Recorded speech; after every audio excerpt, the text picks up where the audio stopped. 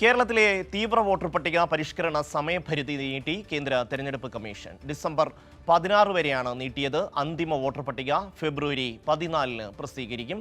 മാനസ ചേരുകയാണ്. മാനസ, വിശദാംശങ്ങൾ. ഷമി, നേരത്തെ ഡിസംബർ 4-ന് തീവ്ര വോട്ടർ പട്ടിക പരിഷ്കരണം അവസാനിപ്പിക്കണം എന്നതായിരുന്നു നിർദ്ദേശം. 4 വരെയായിരുന്നു തീയതി ഉണ്ടായിരുന്നത്. എന്നാൽ നിലവിൽ 12 ദിവസം കൂടി കേന്ദ്ര തെരഞ്ഞെടുപ്പ് കമ്മീഷൻ നീട്ടി എന്നതാണ് അറിയുന്നത്. അതായത് അതുമായി ബന്ധപ്പെട്ടുള്ള വിവരമാണ് പുറത്തു വരുന്നത്. ഉത്തരവും വന്നിട്ടുണ്ട്. തീവ്ര വോട്ടർ പട്ടിക പരിഷ്കരണം ഡിസംബർ 16 വരെയാണ് നിലവിൽ നീട്ടിയിരിക്കുന്നത്.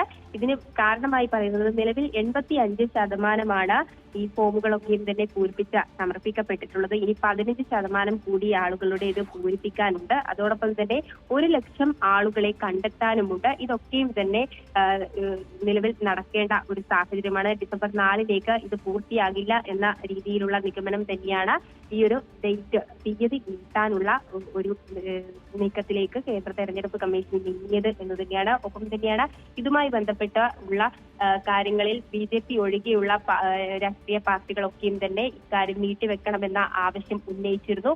അതുകൂടി പരിഗണിച്ചുകൊണ്ടായിരിക്കാം ഒരുപക്ഷെ ഇത്തരത്തിൽ 12 ദിവസം നീട്ടി 16 വരെ എത്തി, അല്ലെങ്കിൽ 16 വരെ നീട്ടുന്ന ഒരു രീതിയിലേക്ക് കേന്ദ്ര തെരഞ്ഞെടുപ്പ് കമ്മീഷൻ പോയത് എന്ന് തന്നെയാണ് വിലയിരുത്തുന്നത്. ഒപ്പം തന്നെയാണ് BLOമാർക്കും ചില പാർട്ടി പ്രവർത്തകർക്കും ഈ പ്രോസസ്സിൽ പങ്കെടുക്കാൻ പറ്റുന്നില്ല. അതിന്റെ ബുദ്ധിമുട്ടൊക്കെയും തന്നെ നേരത്തെ തന്നെ അറിയിച്ചിട്ടുണ്ടായിരുന്നു. BLOമാർക്കൊക്കെയും കുറഞ്ഞ സമയപരിധി ആയതുകൊണ്ട് തന്നെ വലിയ രീതിയിലുള്ള സമ്മർദ്ദം ഉണ്ടാക്കുന്നതും അതുമായി ബന്ധപ്പെട്ട വിവാദങ്ങളൊക്കെയും തന്നെ കഴിഞ്ഞ ദിവസങ്ങളിൽ ചർച്ചയായതാണ്.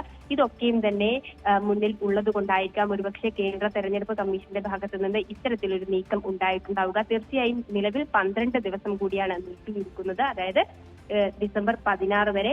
കേരളം ഉൾപ്പെടെയുള്ള 12 സംസ്ഥാനങ്ങളിലായിരുന്നു ഒരുമിച്ച് തീവ്ര വോട്ടർ പട്ടിക പരിഷ്കരണ പ്രവർത്തനങ്ങൾ അല്ലെങ്കിൽ നടപടികൾ തുടങ്ങിയിരുന്നത്. ആ 12 സംസ്ഥാനങ്ങളിലുമാണ് നിലവിൽ 16 വരെ നീട്ടിയിരിക്കുന്നത്. അന്തിമ വോട്ടർ പട്ടിക ഫെബ്രുവരി 14-ന് പ്രസിദ്ധീകരിക്കാനുമാണ് നിലവിൽ നൽകിയിരിക്കുന്ന നിർദ്ദേശം എന്ന് പറയുന്നത്.